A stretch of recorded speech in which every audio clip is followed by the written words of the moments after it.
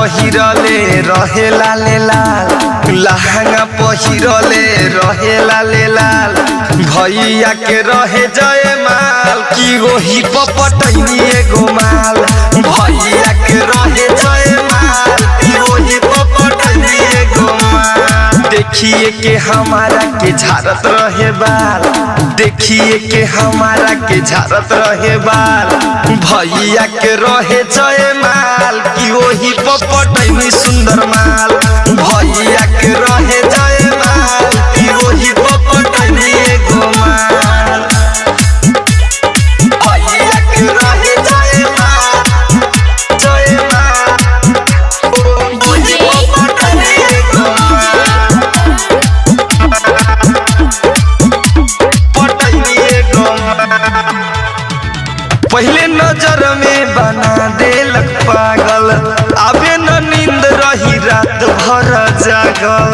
अबे न नींद रही रात भर जागल, रात भर जागल। पहले नजर में बना देलक पागल, अबे न नींद रही रात भर जागल, रात भर जागल, रात भर जागल। सावरे वाला गेली कमाल कि वही पपटैनी एगो माल।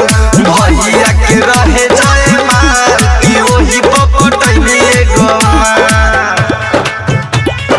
भैया के रहे जयमाल, जयमाल वही पपटैनी एगो माल।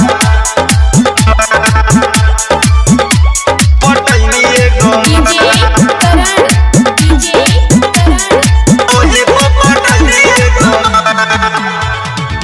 ओठवा में रहे ओकरा रेड ओठा लाली, कुछो न बाबी ओकरा समरे उमर वाले।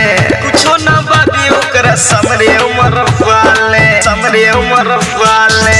ओठवा में रहे ओकरा रेड ओठा लाली, कुछो न बाबी ओकरा समरे उमर वाली, समरे उमर वाले, समरे उमर वाले। राना जी उदय से पूछे हाल कि वही पपटैनी एगो माल।